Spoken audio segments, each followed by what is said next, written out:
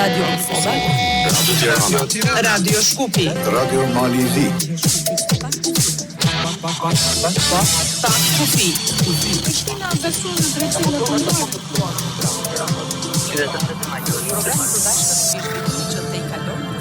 Programi i përbashkët me zhvillimet që të kalojnë kufinë shtetëror.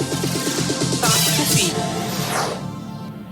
Miq e emisionit Pa Kufi, mirë se vini edhe një takim të përbashkët të serviseve publike, Radio Shkupit, Radio Tirana, Radio Kosova dhe Radio Malizi. Sot është e ejtë 25 shtator 2025, ora në studio shënon 16:30 minuta. Unë jam Emdali Sufi. Temën që do të trajtojmë sot është sfida e librit në epokën digjitale. E ftuara është profesoresh doktor Ajtan Qamili, profesoresh që vjen nga Universiteti Shinkrili në Shkup. Profesoresh, mirë se erdhe në Pa Kufi. Mirë se u gjeta, faleminderit për ftesën. Gjithsesi, jemi nderuar edhe ne me ardhjen tuaj në studio. Bëjmë lidhjen e parë edhe me kolegun tim në Tiranë, Jahu Marxheka, e ka të ftuar Kliton Nesturi, gazetar, shkrimtar. Jahu, dëgjoni? Përshëndetje për ju, me medaljet, ftuarën tuaj, për kolegët në studiot e tjera dhe të ftuarit e tyre, për të gjithë dëgjuesit që janë duke na ndjekur sot, siç thatë edhe ju, unë këtu tani jam me Kliton Nesturin, gazetar, shkrimtar. Kliton, faleminderit që erdhe në Pa Kufi. Është hera e parë me duket, Kliton. Në emisionin tuaj po, në këtë format po. Faleminderit shumë. Faleminderit juve. Sot me ne. Përshëndetje të gjithë. Po me medali. Ja, faleminderit juve dhe gjithashtu falenderojmë edhe të ftuarin Kliton Nesturin. Me kolegen Mirvete Uka në studion e Radio Kosovës është botuesi Abdullah Zeneli. Mirvete, dëgjoni? Shpresoj. Po, me dalit dëgjojmë shumë mirë. Përshëndetje për ju dhe të ftuarin tuaj, përshëndetje edhe për kolegët në studiot tjera dhe të ftuarit e tyre po ashtu. Unë kam ftuar botuesin Abdullah Zeneli. Zote Zeneli, faleminderit shumë që erdhe në studion e Radio Kosovës dhe do jeni pjesë e emisionit Pa Kufi. Ju faleminderit për kohën dhe kontributin që të jepni pa prakisht. Faleminderit juve që më jepni mundësi të them 2-3 fjalë për një veprimtari shumë të rëndësishme, siç është libri. Gjithsesi është kënaqësi e jona dhe privilegj të kemi në studio duke pasur parasysh gjithë kontributin tuaj në promovimin e librit për shumë vite me radhë, për shumë dekada me radhë, mund të themi, jo vetëm në Kosovë, por në gjitha trojet shqiptare. Faleminderit edhe një herë. Faleminderit. Me medalje? Po, Mirvete, faleminderit juve, faleminderit edhe të ftuarin tuaj Abdullah Zenelin. Bashkëbiseduese në Radio Malizi është Arlinda Osmani, drejtoresha e librarisë Ulqini, me gazetaren Paula Dekaj.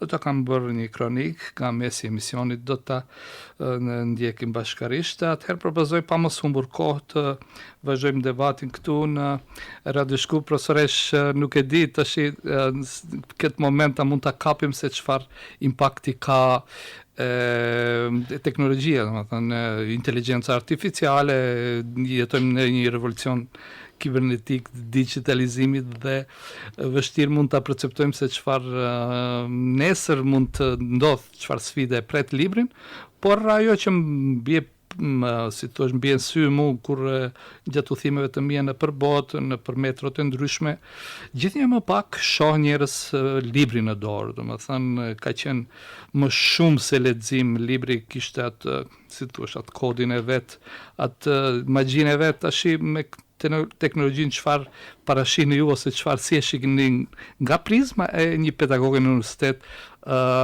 librin, sfidën e librit? Së pari njëri përshëndes bashkëbiseduesit e mi nga Shqipëria, Kosova dhe Malizi. Është kënaqësi për mua që të flas për librin, natyrisht si pedagoge dhe duke parë këtë këndvështrimin tim 25 vjeçar në mësimdhënie në universitet. Dhe duhet ta kemi parasysh që tani kohëve të fundit, dekadat e fundit, faktikisht gjithçka shkon duke u digitalizuar dhe ne në fakt jemi digitalizuar të tërë, në të gjitha aspektet, në të gjitha format, dhe është shumë e vërtetë që të lexuarit e librit në formë të letrës, gjithnjë e më shumë po shkon në rënje. Por në anën tjetër, nëse thuhet si dukuri të lexuarit, nuk është se ka rënë. Domethënë të lexuarit është në rritje e sipër, por problemi qëndron se çka lexojnë njerëzit në përgjithësi. duke qëndruar 24 orë, nga 24 orë që ka dita, për shembull, pjesa më e madhe e kohës, përpos kohës që njerëzit flinë janë në gjumë, pjesën më të madhe të kohës e kanë përpara celularit, edhe duke ecur, edhe duke punuar, edhe duke ngrënë bukë, duke bërë çdo veprim, faktikisht e kanë telefonin përpara tyre dhe vazhdimisht janë duke lexuar.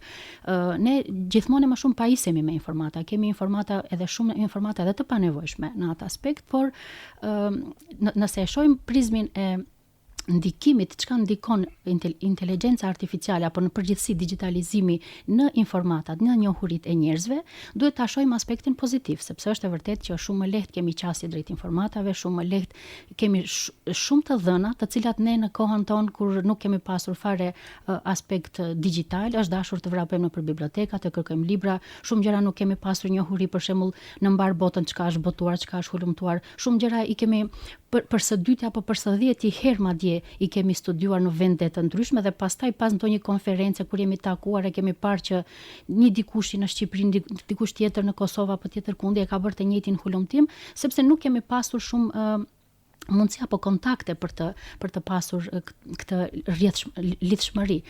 Tani kjo është ana pozitive, por ajo pjesa e ndjeshmërisë që ta ofron libri, ai intimiteti, ajo ngrohtësia që ta ofron libri, natyrisht që rrjetet në përgjithësi digjitale apo inteligjenca artificiale nuk ta ofron, dhe përgjithsisht njerëzit janë më të ftohtë në përgjithësi si natyrë, më të mbyllur, më pak janë të socializuar në aspektin ballë për ballë, sy për sy, kurse në aspektin e komunikimit me njerëzit e tjerë, tani rrjetet sociale ta mundësojnë që të kresh komunikim me shumë njerëz, me mijëra apo me shumë më shumë njerëz në krahasim nëse ishte vetëm me prezencë fizike, po pastaj në qasje me prezencë fizike njerëzit ndryshojnë.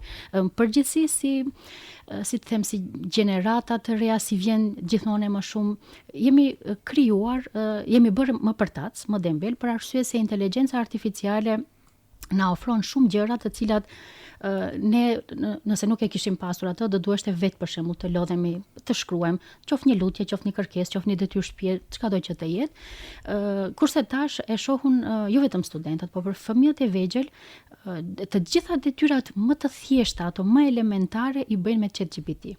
Domethënë as pak nuk e lodhin trurin e tyre që të bëjnë një detyrë, një hulumtim apo çka do që të jetë. Prandaj edhe kjo ishte edhe arsyeja që Ministria e Arsimit të Maqedonisë e bëri që t'i trajnoj edhe mësimdhënësit për mënyrën e përdorimit të inteligjencës artificiale, por gjithmonë duke i pasur benefitet dhe dobit që mund t'i jap ajo për nxënësit, sepse dhe ne duhet të harmonizojmë apo të përshtatemi edhe me kërkesat e gjeneratave të reja, sepse nëse shkojmë ato ligjërata tradicionale që i kemi pasur shumë vite më parë, nuk janë atraktive as pak, as për nxënësit dhe as për studentët, dhe prandaj nuk na dëgjojnë, dhe gjithmonë duhet të jemi në hap me kohën, të përshtatemi me, domethënë me teknologjinë, me gjërat që ne na ofrojnë si teknologji.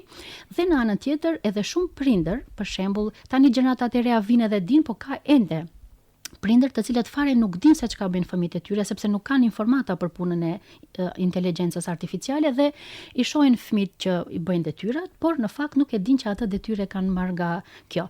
Dhe akoma më keq, tani na vin edhe student me që jap ligjërata edhe në shkallën e dytë dhe në shkallën e tretë.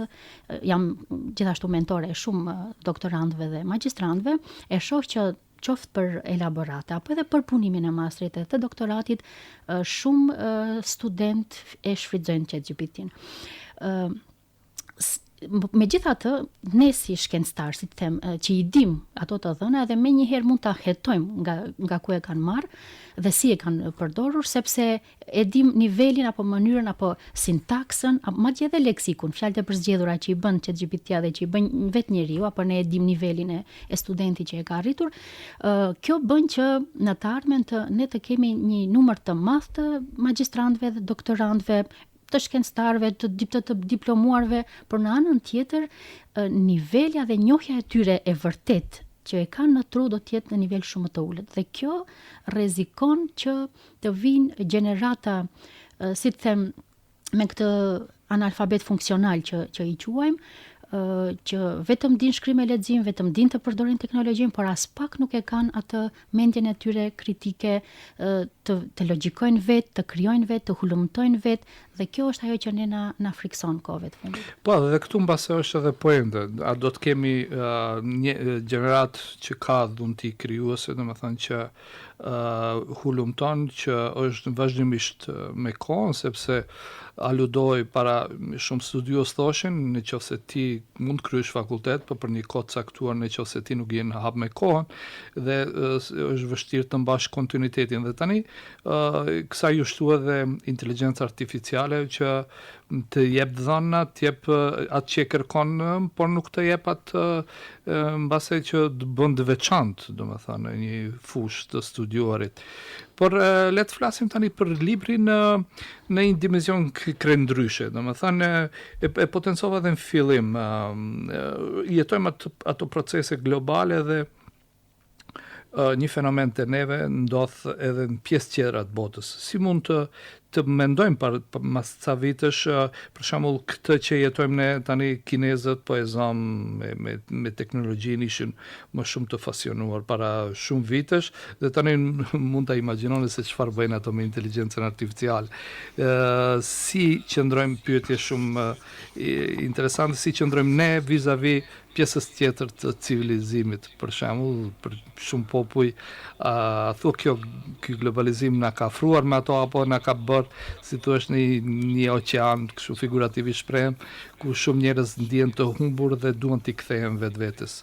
Në fakt, kjo kohë tani na ka bërë një ndarje të njerëzve me shumë inteligjencë të lartë, me shumë, sepse mundësit janë ato që të ofrojnë gjithçka dhe që arrin nivele shumë të larta, dhe në njerëz të cilët mbeten të pazhvilluar në aspekt të trurit, por që e mashtrojnë vetveten dhe të tjerë, duke menduar që thash kanë diplomor apo diçka tjetër, dhe nuk kemi tani një shtresë të mesme. Pra është bërë një ndarje shumë e madhe, dhe fatmirësia është që këta të cilët vërtet kanë aspirata apo synime dhe dhunti, natyrisht, për të arritur nivele të larta, i kanë mundësitë dhe mund të garojnë dhe janë të barabartë, madje edhe ti të i kalojnë edhe njerëzit e botës, sepse e shohim që shumë nga shqiptarë, ne si popull jemi populli inteligjent dhe kemi shumë shqiptarë të cilët vërtet kanë arritur majat e larta, duke nisur nga vetë inteligjenca artificiale, po, shqiptar. Prandaj kjo është ajo ana që ne na bën të ndihemi krenar, por në anën tjetër ne na duhet të merremi më shumë me këtë shtresën tjetër, e cila mbetet shumë brapa dhe e mashtron vetveten, e cila vetëm vrapon pas jetës luksoze, pas shëtitjeve, pas pamjes së jashtme estetike dhe për gjëra të këtilla, dhe fare nuk e lodh trurin dhe nuk e zhvillon trurin. Ne duhet të merremi me këtë shtresë të njerëzve për ta gërshetuar, për ta bërë më joshëse aspektin e inteligjencës artificiale dhe të librave. E tani, libri thash në formë të letrës, vërtet ka rënë niveli i leximit, por librat e digitalizuar, edhe kjo është ajo ana pozitive, që janë në rrjetet sociale, mendoj në internet përgjithësi, në faqe të ndryshme dhe në formë të PDF-s mund t'i marrin njerëzit t'i lexojnë, kanë qasje për informata, thash për ata të cilët duan ta shfrytëzojnë në aspekt pozitiv, kurse për këta të cilët nuk duan ta shfrytëzojnë, ajo është përsëri një mangësi. Faleminderit profesoresh. Propozoj që të shkojmë në studion e Radio Tiranës. Ja. Faleminderit. Po, vazhdoj diskutimin këtu në Tiranë me të ftuarin tim, Kriton Nesturin. Çfarë shkoj? Kriton Nesturi është gazetar, shkrimtar, siç u prezantova. Nuk ka pak ditë fare që ka marrë në dorë librin e ri, romanin e ri, Urimi me Kliton. Faleminderit. Jo. Por do të flasim për tjetër gjë, po për librat natyrisht Kliton. Është diskutuar dhe vjen diskutohet për tekstin digital dhe librin e printuar, kush do të përdoret më shumë se tjetri.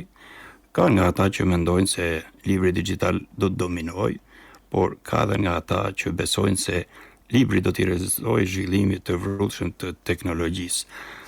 Më parë diskutonim për mediat online dhe gazetat print, kush do të dominojë tregun, cilat do t'i rezistojë kohës. Në dy rastet, në dy argumentet ka argumente pro dhe kundër. Mendimi juaj cili është?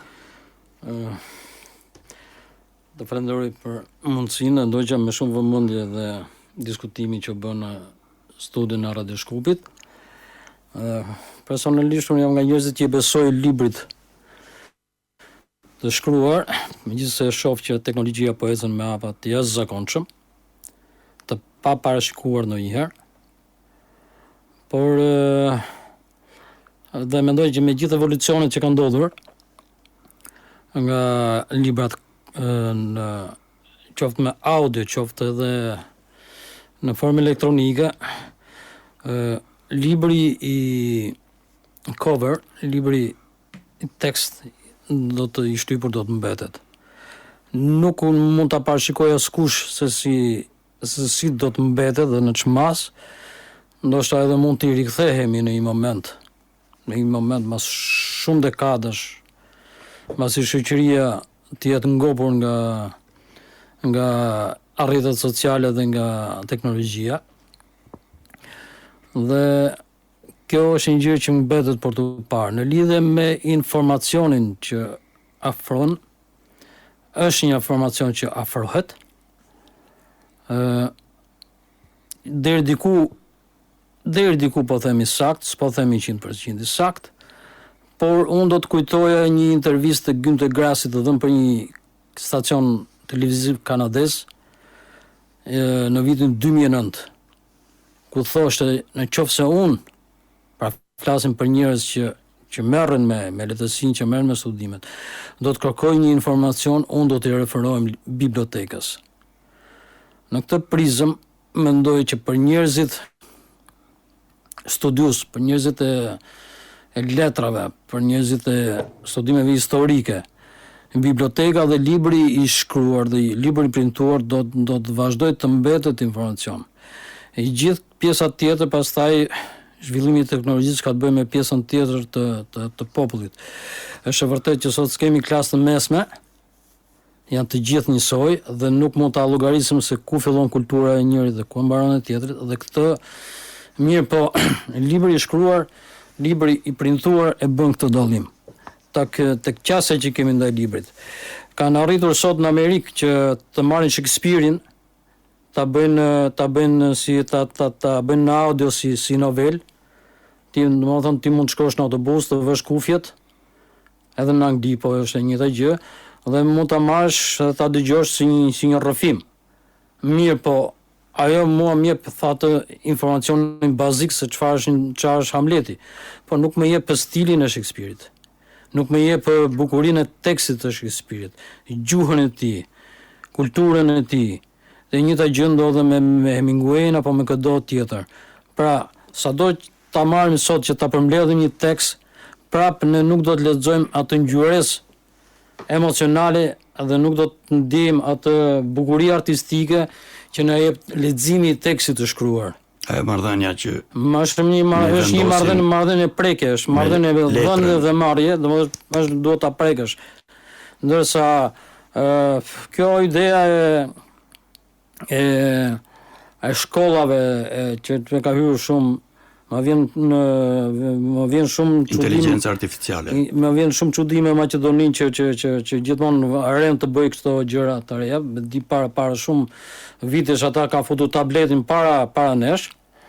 Por sot Suedia ka arritur që një nga vendet me zhvillim më të lartë teknologjik ka hequr tabletin dhe telefonin celular nga përdorimi, nga ora e mësimit, dhe i ka dhënë nxënësit më shumë fuqi krijuese duke bazuar në tekst. Pra, biblioteka në një farë mënyrë po kthehet. Po të them, kjo duhet parë me shumë seriozitet, po të kemi parasysh që Suedia ishte nga vendet e para në Europë që ka aplikuar teknologjitë në gjitha gjërat, qoftë edhe tek sistemi pagesave. Madje ata së shpejti do të rikthehen në kesh. Po, okay, mos ty mësira. Mos hyjmë atyre gjërave. Disa kategori ju përmendët shtresat shoqërore, thatë nuk kemi shtresë mesme etj në kontekstin që ju e shpjeguat. Por disa kategori shoqërore kanë përfituar nga teksti digital, nga teksti elektronik. Nga teksti elektronik do përfitojnë të gjithë në momentin që jepet të dhëna, ato janë thjesht përpunimi të gjithë disa kategori shoqërore thash kanë përfituar më realisht. Normal, do përfitojnë njerëzit që kanë mundësi më të pakta për të lexuar, për të eksploruar. është ajo që quhet shtresa e mesme e popullsisë, do të eksplorojnë njerëzit që do duan të bëjnë diçka më ndryshe. Do të përfitojnë njerëzit me aftësi të shikimit dhe të dëgjimit. Ata do të marrin sidomos në ato platformat audio dhe besoj se ChatGPT-ja në një aspekt do të jetë pak a shumë, e thash më parë që nuk ka shumë besueshmëri për mua, sepse njerëzit do fillojnë të shkruajnë dhe romane apo të shkruajnë libra me ChatGPT. Okej. Por nuk do të ketë radhë kolegëve të Prishtinës. Nuk do të ketë ardhme. Ti librin tënd, librin më të fundit, ke shkruar 10 libra, 11 libra. Ai ke diku në ndonjë platformë digjitale, ndonjërin prej tyre, a do doje ti kishe? Në platforma digjitale janë. Por, platforma digjitale janë. Ku lexohen? Janë platforma digjitale, po në cilën platformë? Amazon? Në Amazon është çështje tjetër.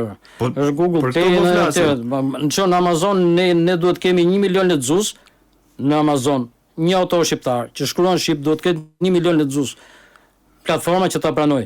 Ne kemi pasur diku 100.000 lexues në gjithë hapësirën shqiptare. Sot nuk bëhen as 80.000 as 70.000, sepse ka rënë interesi për librin dhe është interesi për teknologjia, është ajo që po merr shikueshmëri. Dhe kjo nuk është matës, ai do të lexuesin fizik. Faleminderit Kliton për këtë pjesë. T'ju lëm kohë dhe kolegëve. Po, me medalje mirë vete. Po, mirë vete mund të vazhdoni ju në Radio Kosovë. Po, patjetër, do të vazhdoj këta një biseden me Abdullah Zeneli botues. Zoti Zeneli, me që jeni botues, po i nis pikërisht e fusha juaj. Botuesit në kohën e epokës digjitale, a kanë problem për shkak të e-librave dhe të librave digjitale, audiolibrave? Me çfarë sfida po përballeni si botues? Duhet pranuar një fakt të rëndësishëm që teknologjia e ndihmon librin. E ndihmon në masë shumë të madhe dhe shqyqyr që ndodhi teknologjia dhe libri ka jetë shumë përpara. Nuk duhet edhe libri i printuar? Absolutisht ka jetë shumë përpara sepse informimi është jashtëzakonshëm, edhe po ju përmend një paradoks që ka ndodhur në Kosovë, dikur mediat shumë të fuqishme edhe televizive ku kanë qenë dhe i pranishëm në bisede sipër thonin se libri do të bie fizik, do të fitoj digitalizimi, edhe isha një studio televizive edhe pa ta thënë me bindje që jo do të ndodhe kundërta. Dhe ndodhe kundërta. Asë një gazetë e shtypur sot e shumë vite në Kosovë nuk del, domethënë nuk printohet. Me gjasi jemi vetëm i vend në rajon që nuk kemi gazetë. Kjo është paradoksi, domethënë. Pse kjo? Sepse teknologjia e ka lajme shumë atë shpesë sa gazeta. Dhe gazeta për shembull një lajm është 24 orë, domethënë printohet edhe 24 orë është i vjetruar lajmi. I vjetruar është tani. Ndërsa libri është natyrë krejt tjetër, libri, sidomos libri letrar është i jashtëzakonshëm edhe s'ka asnjë lloj teknologjie, asnjë lloj domethënë që mund ta rrezikoj, absolutisht nuk mund ta rrezikoj. Përkundrazi e ndihmon shumë, e ndihmon veprimtarinë botuese, ndihmon shtypin, ndihmon. Në çfarë forme më konkretisht? Për shembull, digitalizimi sot për libri që është shumë profesionist, domethënë nuk ka nevojë të harxhohet kohë, domethënë të redaktimit, të faqosja, të këto. Sot është e mundshme për 3 ditë ta ketë lexues nga momenti kur i dorëzohet botuesit deri në momentin kur e merr të printuar. Përdorimi i inteligjencës artificiale edhe në redaktim edhe në atë e bëjnë jo profesionistët. Nuk po flas për profesionistë. Unë nuk i besoj redaktimit që bën domethënë inteligjenca artificiale. As konsulton fare me të. Atë e bëjnë amatorët. Ne po flasim në profesionale. Për amatorët, po amatorët mund ta shfrytëzojnë edhe nxënësit që janë domethënë në botën e dijes hynë të tabula rasa dhe fillojnë domethënë ta zhvillojnë idenë e tyre, mendimin e tyre, dijet e universin e gjithë ato, ajo është tjetër problem, domethënë, tjetër problem fare. Por kur po flasim për profesionalizëm, atëherën kjo përdorimi i teknologjisë ose ChatGPT-s është ndoshta për konsultim mund ta përdorësh për diçka për ta marrë informacion pak më shpejt. Por ndryshe nuk guxon një botues serioz ta lekturoj për shembull ChatGPT ose ta bëjë redaktimin ose ajo njerëzit kurreshtar që s'ja kanë haberën shkrimit ose përgjegjësisë, sepse dikush mund ta bëjë një roman me këtë teknologjinë e re, por nesër pas nesër i njëjti roman do të jetë tjetri. Kështu që ato do të jenë plagiatura dhe kjo do të bjerë poshtë edhe është, domethënë, në ka kohën jetë gjatësinë. Domethënë edhe kjo unë habitem se si janë mashtruar pas kësaj teknologjie që gjoja i bën gjitha vetë. Nuk i bën gjitha vetë. Është një uniform, edhe unë kur realizoj në për rrjetet sociale një recension dikujt e shoh që është skeme ka bërë nga ChatGPT, domethënë ajo nuk është serioze. Çfarë kërkon lexuese më shumë, librin klasik apo mos po i bën konkurrencë kjo e libri audiolibra tani? Si bashkëtojnë këto mes veti, libri klasik me audiolibrat? Si bashkëtojnë sot? Edhe tha dhe Toni që duhet të ketë një sasi shumë e madhe lexuesish, qoftë audio, qoftë që të ketë domethënë leverdi botimi ose editimi i këtyre librave të platformat e mëdha digjitale, po. Edhe ne kemi treg të vogël me leximin fizik, domethënë me librin fizik, lërë më me librat audio ose librat në formë tjetër, ose për shembull për të verbrit që është alfabeti Braille e kështu me radhë, domethënë janë shumë specifike këto. Edhe unë kam raporte shumë të mira me botuesin më të njohur të Parizit, edhe e shoh që menherë kur kërkoj një libër drejtën e autorit, thotë e don për libër fizik, e don për audio, e don për alfabet, domethënë tregon për cilën lexues e ke fjalën. Edhe natyrisht sasia ose tirazhi i librave jo fizik për audio ose diçka tjetër është një natyrë tjetër, ne nuk kemi treg. Tash kur fjala për tregun ne s'du të habitemi që skeptikët thonë jo ka rënë libri ose diçka ngjashme me këtë për buzin faktikisht lexuesin. Jo, kemi lexuar shumë mirë dhe lexuesin trend. Lexuesi sot i riu, sidomos një gjuhë të huaja, nëse një libër nuk përkthehet me koha e lexon origjinal. Por librat në gjuhë të huaja të rinj të gjejnë edhe në si audiolibra. A ka rënë pastaj në këtë aspekt leximi i librit shqip? Libri audio ka specifikat e veta, nëse është në udhtim, nëse është taksi, sepse taksit klasen duke dëgjuar domethënë librat audio, domethënë i dëgjojnë ose domethënë varet në çfarë gjendje profesioni është ajo, ose është në udhtim, ose është në pushime verore, ose është, po kjo është një gjatësi e vogël është kjo, domethënë kuptimin e përdorimit. Libri klasik, libri fizik e ka botën e vetë dhe unë s'jam i rrezikuar kurse ka vajtur mendja që do të rrezikohem ndonjëherë nga nuk është një rrezikuar. Absolutisht, jo në asnjë mënyrë, përkundrazi, e ndihmon teknologjia informimi se ka dalë një libër. Mandaj edhe është një tjetër, për shembull në rrjetet sociale shumë i pranishëm kuptimin ose i shfletoj çdo ditë ose i domethënë shikoj çka tre, edhe e shoh secili pretendent që dëshiron të bëhet shkrimtar, unë e shoh nga rrjetet sociale çfarë niveli është, se bëjnë gabime të shumta. Edhe tani kur përdoret me kanale ChatGPT në rrjetet sociale. Po i qasen domethënë hynë për rrjete, edhe del niveli i tij intelektual shumë diskutabil, domethënë edhe sheh që nuk është ai që kalon për filtrat e çdo botuesi. Zeneli, unë ndonjëherë i quaj rrjetet sociale si një lloj skaneri për njeriu, na ka bërë të njohim njerëzit edhe për intelektin e tyre. Kjo gjithashtu duhet shpreh me një fjalor jargon kështu të palarat e secilit që futen në një botë që s'është e tij i tregon i shfaq teknologjia, domethënë kjo është shumë e rrezikshme për amatorët, shumë e rrezikshme. Po të autorët si ndikon inteligjenca artificiale i autorët e librave, i ndihmon ata të promovojnë më shumë apo mund të promovojnë, ndihmon të përsosen, domethënë drejt përsosjes duhet shkojë gjithçka, drejt përsosjes, është shumë e rëndësishme është. Të duhet për shembull për roman në farë dhënë dikur për një sekondë merr për ChatGPT-s, po e merr si informacion, por jo si bashkëtim. Atë duhet ta mbashtojsh vetë me stilin tënd, me vokabularin tonë, me fjalorin tonë, me mënyrën se si A ka rrezik marrja këtij informacioni pastaj ta bëj autorin që ta tundoj, që të marrë më shumë dhe të dalë nga vekja? Se i vjen një informacion që i jep shtys ta zgjeroj, ta orienton ndoshta pa plan që ta fisnikron shkrimi, fisnikron shkrimi është jashtëzakonshme kjo. Domethënë sepse njeriu ka kriju teknologjinë, jo teknologjia njeriu, kështu që domethënë merr sa i duhet edhe është gjërmues, unë shumë e shfrytëzoj domethënë si konsultim me marr, se jo, për shembull, bi fjala për ta gjoj për një kopertinë i kërkon disa imazhe, ti jap 7 imazhe, ty ta jap iden, po ti s'e bën sikur e bën ai, sepse ajo mandej nesër mbas nesër profesionisti e shef. Spaku nuk ka nevojë tani të paguajë njerëz edhe enkas edhe për krijimin e kopertinës. Po është e rrezikshme sepse i njëjti imazh mund të më qenë te një tjetër nesër pas nesër, dhe nuk ke identitet. Unë qëse kam arritur diçka tash po e flas pa modesti të bëj diçka me shtëpinë botuesi Buzuku, kam krijuar identitetin. Identitetin guxon ta rrezikosh me ChatGPT me them. Pikërisht në këtë po flasim edhe në gjithë emisionin, është ky është ai thelbi që ne po kërkojmë ta shqyrtojmë bashkë me juve si profesionistë në kadër studiet tona, sepse po humbet identiteti duke u bazuar shumë në inteligjencën artificiale përkundër qëllimit të saj për të zhvilluar inteligjencën tonë, ndonjëherë sikur po topitet truni i njeriut dhe po shkojmë në uniform. Zoti Zenel, ne do ta mbyllim këtu këtë pjesë e parë për të lënë hapësirë, tani do ta transmetojmë kronikën e përgatitur në studion e Radios Malizi, e dëgjojmë kolegën tonë nga Podgorica. Të nderuar dëgjues, të nderuar kolegë dhe ju në studio, ju përshëndesim nga Radio Mali të Zi. Rreth temës për fatin e librit në epokën digjitale, kemi biseduar me drejtoreshën e librarisë Ulqini, Arlinda Osmanin. Ajo ndikimin e teknologjisë në lexim e analizon nga disa këndvështrime.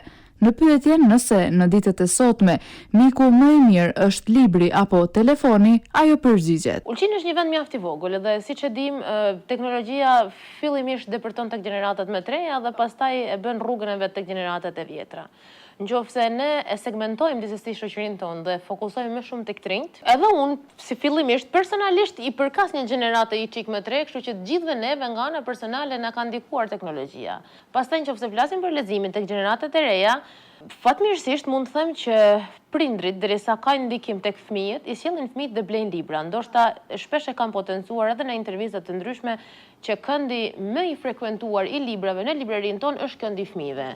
Tashi normalisht këtu është edhe faktori i prindrimit, sepse ka prind që ndoshta kanë kuptuar disavantazhet e përdorimit të shpeshtë të teknologjisë te fëmijët e vetë dhe tani si anti-mas ndaj këtij fenomeni edhe i sjellin tek libraria që të blejnë libra dhe të lexojnë më tepër. Segmenti tjetër i shoqërisë që mund të jenë të rinjt, ato mund të them të rinjt nga mosha 15 vjeçare, gjimnazistët më tepër, studentët, edhe aty ka lexim, sepse normalisht bëhet vetëdijsimi që leximi nuk është ekuivalent me një lexim online në teknologji. Tash ka dhe lexime që bëhen përmes Kindle, lexime të shkurtra që bëhen në websajte të ndryshme. Megjithatë, nëse tash duhet të kthehemi prapë të marrim të tërhiqemi pas, të bëjmë një hap mbrapsht. Edhe ta shikojmë ndoshta skemën e plot, ta shikojmë në tërësi situatën. Teknologjia domosdoshmërisht ndikon tek leximi. Në këtë mënyrë dhe durimi është sosur në përgjithësi dhe ka ardhur deri tek ajo që sot shoku më i mirë i njeriut, që supozohet të jetë libri, ndoshta nganjëherë është telefoni. Ka shumë individ që shfrytëzojnë rrjetet sociale për të promovuar leximin, por sa ndikojnë këto në inspirimin e njerëzve për të lexuar. Këtë rrugë po zgjellim dhe këtë rrugë kemi qejf që të besojmë që kjo rrugë ndoshta e duhur që libri të vijë më afër tek njerëzit, tek edhe blerësin këtë rast, sepse normalisht këtu libri shitet. Por sa ndikon promovimi i librave në rrjetet sociale apo edhe në websajtet e ndryshme online, do të thotë, nuk jam e sigurt.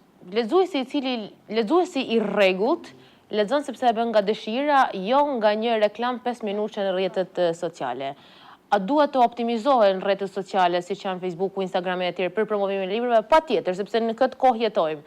Por sa ka ndikim, nuk jam e sigurt që ka një ndikim afatgjatë. Që të krijojë lexues të rinj që me kuriozitet lexojnë dhe që bëhen lexues të rregullt.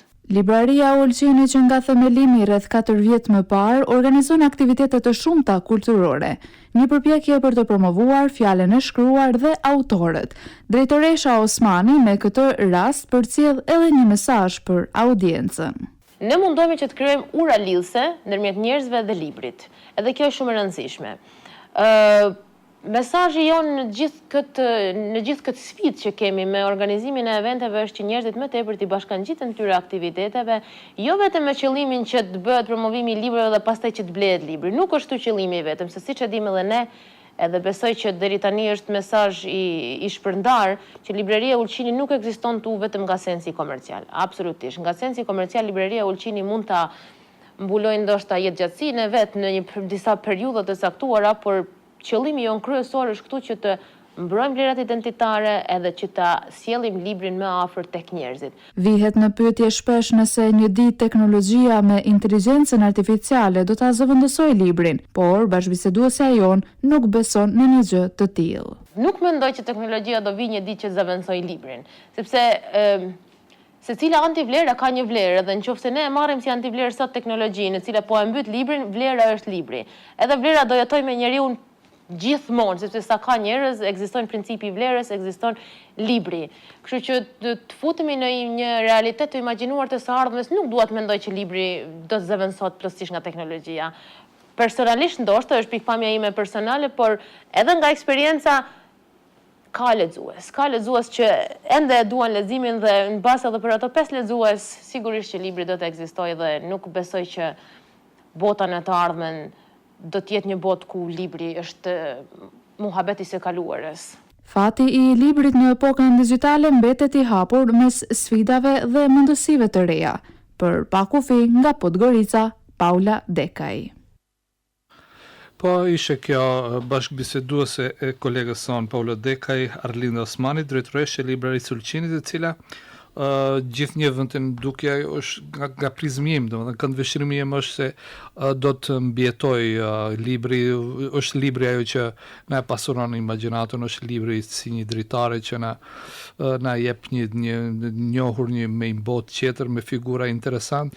Libri është ai që ka qenë, ka njerëz që thuan sinonimi një anije e cila ka bartun domethënë fjalën prej një epokën tjetër.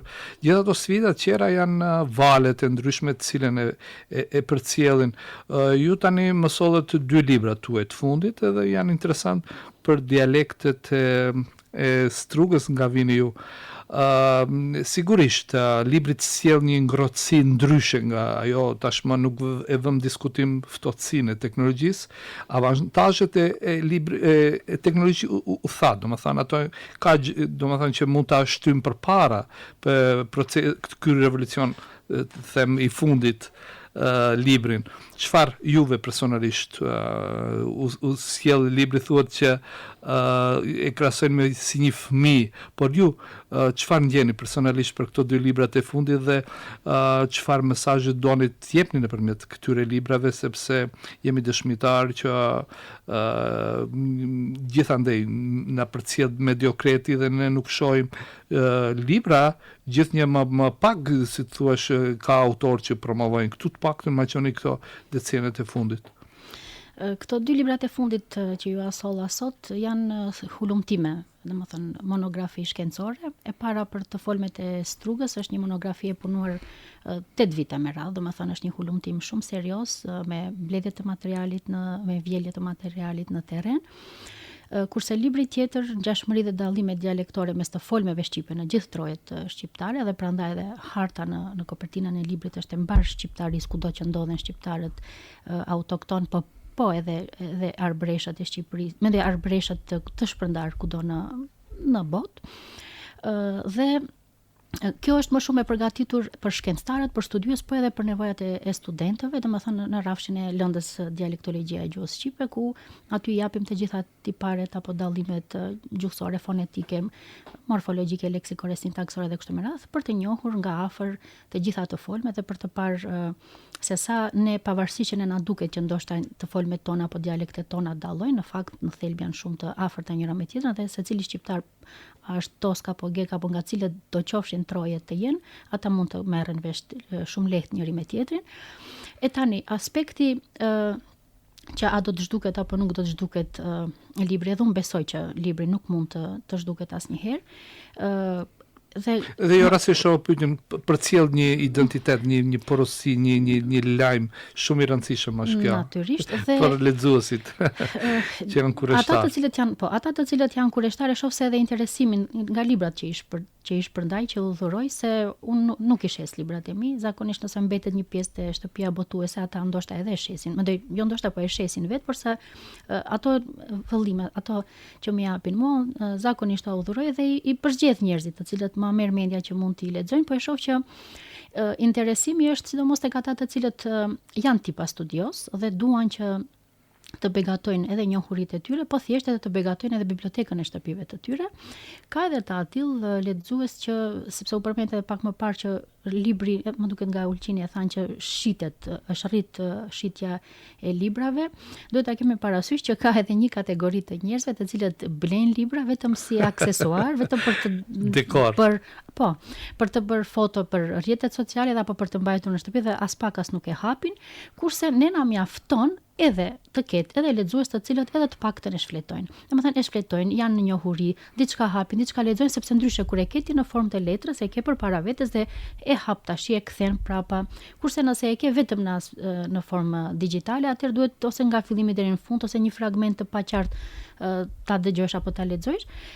Gjithashtu unë i shpërndaj edhe në formë të PDF-s, sidomos magjistrantëve, doktorantëve apo edhe studiuesve të tjerë, të cilët duan që të kenë librat e mi, që të mund t'i lexojnë apo t'i kenë materialet aty afër, me që nuk mundem me të gjithë t'ua shpërndaj në aspekt fizik. Po gjithsesi them që sidomos për nevojat e shkollave, për nevojat e studentëve, po edhe për nevojat e studiuesve në të ardhmen, gjithmonë do të ketë dhe do të qëndrojë libri si i tillë. Faleminderit Jaho. Po vazhdojmë këtu në Radio Tirana. Jemi në studio me Kliton Nesturin. Po, sot nuk na ke bërë shumë dinamike bisedën me Medali. Shkurt isha, të pjesë e ditë. Okej. Kliton, një nga arsyet e këmbguljes përdorimit të mjeteve digjitale është edhe kursimi i parave.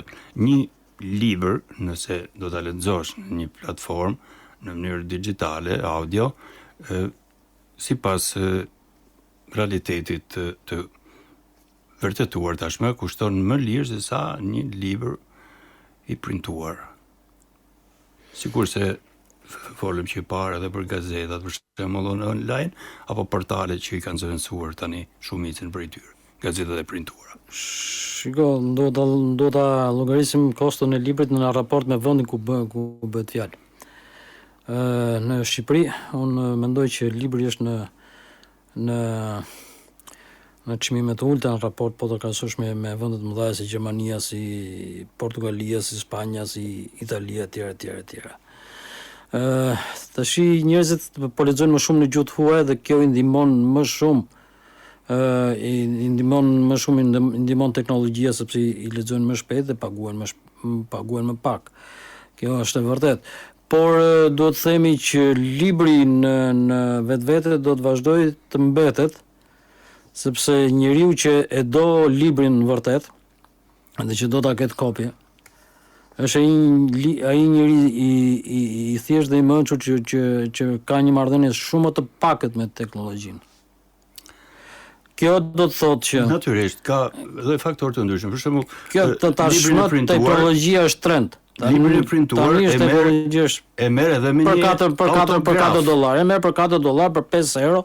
Ndërkohë që librin cover mund ta marrësh për €12, mund ta marrësh edhe për €20, mund ta marrësh edhe për €39, për flas me shifrat e Gjermanisë edhe të vendeve të tjera, sepse libri është i shtrenjtë, është teknologjia, domethënë letrës, teknologjia punës është shumë më e shtrenjtë se sa ajo që është në studentët që janë shtresa shumë të pasura. Thash, ajo është një gjë shumë mirë ti përdorin librin elektronik. E përdorin dhe lexojnë. Jo vetëm librin, edhe leksionet, edhe i kanë më kollaj për t'i gjetur, paguajnë më pak, sepse domethënë është teknologjia ka arritur deri aty sa të futet jo vetëm tek libri i thjesht i zakonshëm, po të futet edhe tek mësimdhënia.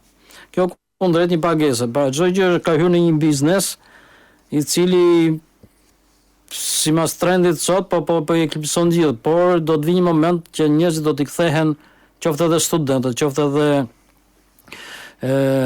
njerëzit e zakonshëm do t'i kthejnë librin. Mua ajo që më shqetëson është sidomos ky brezion i ri, flasim për shqiptarët sot, që nuk e kanë idën fare se çfarë është libri. Mund ta dinë kampanjë kronik që pak të njëri dinte që dallonte që s'ishte vezë, po ishte libër. Ai kishte arritur. Kjo është ajo e keqe. Teknologjia ka ndikuar në rrjetet sociale. Ja, ta bëjmë dinamik që mysafirin dëshiroj të komunikoj me. Sidomos me zotin Abdullah që është edhe botues edhe. Unë them se kjo është një trend për momentin, por do të bjerë më mrapa. Ka mundësi të ndërhyj pak në këtë që filloi Klitoni? Po, patjetër. Spekulohet shumë për çmimin e librave jo në shtrajt, jo në lirë. Kanë dështuar në mënyrë të 3 shtetet, sepse libri ka vendin në bibliotekë. Një lexues mund të lexojë 500 libra pa asnjë cent, duke i huazuar në bibliotekë, duke kryer funksionin shteti. Shteti ka detyrim të bëjë biblioteka në çdo shkollë, të bëjë biblioteka në çdo lagje, të bëjë biblioteka në çdo qytet. Biblioteka kombëtare e Shqipërisë nuk blen asnjë libër nga Kosova. Ky është paradoksi i jashtëzakonshëm që s'ndodh askush në botë. Neve në Kosovës nuk na i blen Beogradi librat, çudi e madhe nuk na i blen as Tirana. Se Shkupi jo se jo. Prandaj këtu është problemi. Duhet të funksionojë shteti që të bëj bibliotekat, sepse edhe interneti është një lloj biblioteke. Interneti nuk është diçka vetëm me shfrytëzon teknologji, sepse është një lloj biblioteke. Jemi realist këtu, prandaj kur them që libri kushton shtrejt e interneti lirë, jo, internet, çdo familje në muajt minimum 50 euro i harxhon për internet, sepse nuk është vetëm interneti i televizionit që duhet ta parapaguaj, po është interneti secilit fëmijë, i burrit, i gruas, i gjithëve. Domethënë, ku të mbledhin to, cila familje blen libra 50 euro në muaj, ndërsa kemi humbur shprehin e të qenit antar i bibliotekës dhe të frekuentimit të bibliotekës, se megjithatë kemi diçka. Këtë po duhet ta them, ta orientojmë tek bibliotekat, shteti ta kryejë funksionin e vet. Domethënë të furnizoj. Si mund bëhet kjo? Unë ka kohë që nuk kam dëgjuar dikë të thotë po shkoj në bibliotekë të marr një libër. Po pse jo, se shkon lexuesi e kërkon librin e ri që është, nuk është, se ka. 3 herë shkon nuk e gjen. Po patjetër. Unë dua të them këtë gjë, unë jam shumë dakord me atë që thotë miku im Abdullah Zaneli. E përshëndes dhe e çmoj për gjithë kontributin që ka dhënë dhe vazhdon të japi. Dhe kjo ka të bëjë me se ne nuk kemi akoma një strategji të mirëfillt që lidhet me Ministrinë e Kulturës, dhe të dyja Ministritë e Kulturës, sidomos Shqipërisë dhe Kosovës, në lidhje me librat, në lidhje me bibliotekat, jo vetëm biblioteka e Prishtinës dhe e Tiranës, po të gjitha bibliotekat duhet të kenë një rrjet furnizimi të jashtëzakonshëm. Po këtu çalon, duhet bëjmë atë, ne nuk kemi një rrjet shpërndarje unik. Dhe ky është penalizim shumë i madh.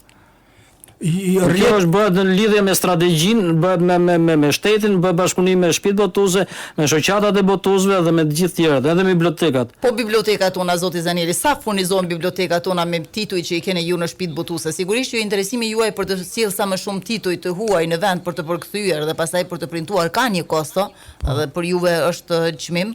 Nuk e di sa ka ndikuar digitalizimin në çmimin e librave, po ai furnizoni ju ato, cili është bashkëpunimi, se duhet të kthehet ky trendi i shkuarjes në bibliotekë, nëse jo i qëndrimit fizik aty spaku janë të arsimit mujor dhe për të marrë tituj sikur e kemi bërë ne. Shteti ka krijuar artificet e ne, artificet çuditshme. Për çdo vit ligji detyron të blej librat i furnizojë bibliotekat. Po këtu fillon abuzimi, sepse eliminohen botuesit e mirëfillt. E besoni apo jo? Po përfitoj nga rasti që jam me miqtë tanë në 3-4 shtete. 8 vjet ka Ministria e Kulturës e Kosovës që ka bllokuar shtëpinë botuese më prestigjioze shqiptare Buzukun. Ju duket normale kjo? Si ju arsyetohen? Po arsyetohen për gjëra pa lidhje. Sepse tash ka ardhur lakmia, e përdorin, abuzojnë me pushtetin. Ne po flasim për abuzim pushtetit.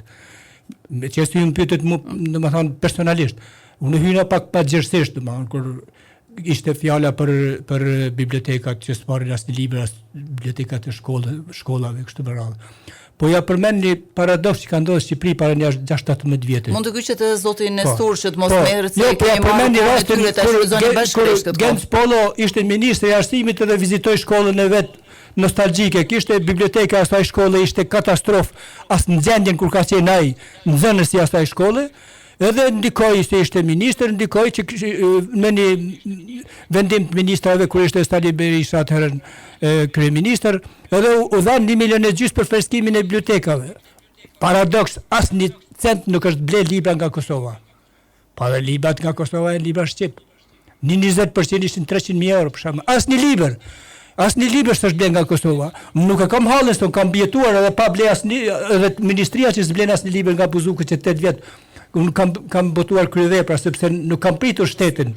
Ne u tha pak më herët nga Klitoni ose nga Jahua që do të standardizohen, na presën por 35 vjet shkuan në tranzicion. Edhe sa duhet, edhe 35 vjet tjera, libri ka vendin në bibliotekë, në biblioteka nga Kombëtarja deri te ajo Lagjës. Kjo nuk po ndodh, është dështimi i shteteve.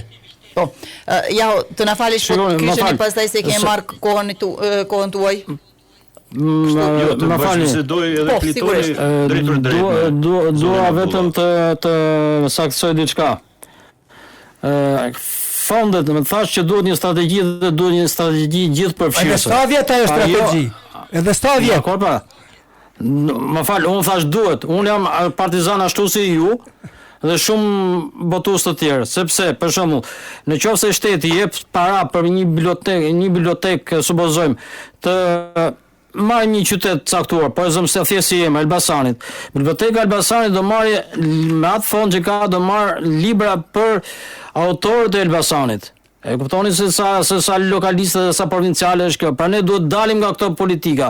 Prandaj them që duhet një politikë shumë e madhe se sa qyteti ynë, se sa Shqipëria, domethënë duhet pa Shqipëria, duhet pa Kosova, duhet pa botimet Malzi, duhet pa botimet në Republikën e Maqedonisë Veriut. Pra duhet pa dhe botimet e diasporës dhe të gjitha këto duhet përfshirë në një buxhet. Kjo është strategji. Vendet më të mëdha se ne kanë bërë, ne thjesht kaq duhet të aplikojmë. Nuk ka nevojë ta shpikim në rrotën e ka shpikur të tjerët, ne duhet të aplikojmë një format dhe kaq. Prandaj po them, duhet thjesht strategji. Se mos bëhet me ajë që bëhet 100 vjetor pavarësisë dhe bëm diçka. Po pastaj? Por që këto do bëhet 120 vjetor po pastaj? Por që këta janë politika afatgjate dhe strategji që duhet krijuar nga. Pa politika afatgjata ne nuk mund të bëjmë gjë. Të them diçka. Shqipëria është, po ta marrë me Shqipëri, Kosovë, Maqedoni, i ka 6 milion, 7 milion, 8 milion lexues. Po them, në një libër që del sot në Hamburg, nesër e ke në Munich. Po. A më kuptoni se si funksionon rrjeti i shpërndarjes? A e kuptoni se si funksionon strategjia e shpërndarjes? Unë kam qenë në qytete shumë të vogla me 30.000 banorë dhe kam pyetur. Ai më thoshte në moment që ky libër del në një qytet të madh, del edhe këtu. Shpërndahet shumë shpejt. Thon tjetrën që ai libër dilte, ai libër botoi në Londër dhe dilte në qytetin e Pfaffenhofenit apo në një qytet tjetër apo çfarë them. Domethënë sistemi i shpërndarjes, strategjia e leximit të librit duhet shumë fleksibël, shumë efikase. Me këtë trend. Profesoresh, a na mungon libri elementar ose duhet? Jo, vetëm desha edhe unë të ndërlidhem të shtoj për punën e funksionimit këtu në Maqedoninë e Veriut, si funksionon.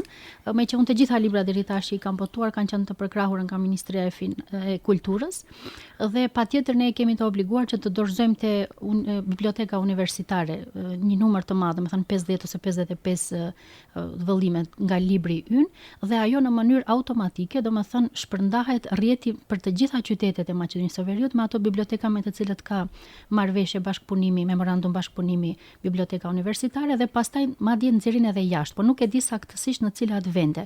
Kurse sa për punën e ato bashkëpunojnë me bibliotekën e Kosovës dhe të Shqipërisë nuk kam informata dhe besoj që nuk bëjnë shpërndarjen e tyre dhe unë për veten time personalisht i kam dorëzuar vetë, domethënë në bibliotekat e Tiranës apo të Kosovës kam shkuar vetë personalisht edhe i kam dorëzuar. Po unë e di diçka tjetër desha këtu vetëm ta shtoj, më fal që u ndërpres.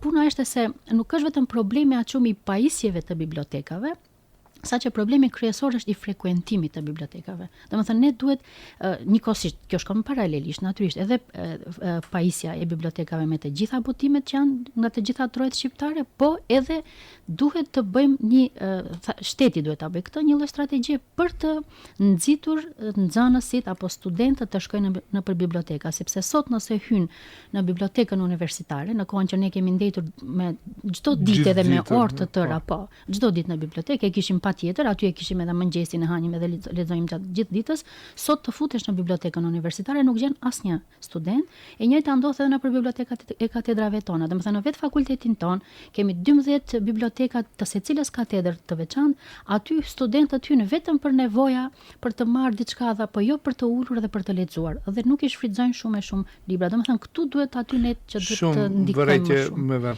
Po, ja ho mirë vetë. Po, në kohën time ka qenë e vështirë të zësh radhën për të futur në bibliotekë për të zënë një karrige dhe për të lexuar pastaj gjithë kohën. Sa di unë botuesit janë të obliguar në Kosovë të dorëzojnë një numër ekzemplarësh për secilin libër që botojnë apo jo. Është ky bashkëpunimi i shteteve tona. Bashkëpunimi diçka që varet nga ministritë tona dhe jo nga botuesit. Nuk kemi kohë se do ta elaboroj këtë detyrim. Jemi në fund të emisionit. Pse detyrim të kenë botues ai pronë imi është.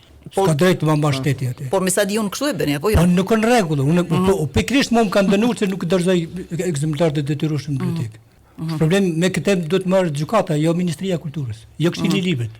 As Ministria, as Këshilli i Librit, as një juri, as një nuk janë organe gjyqësore.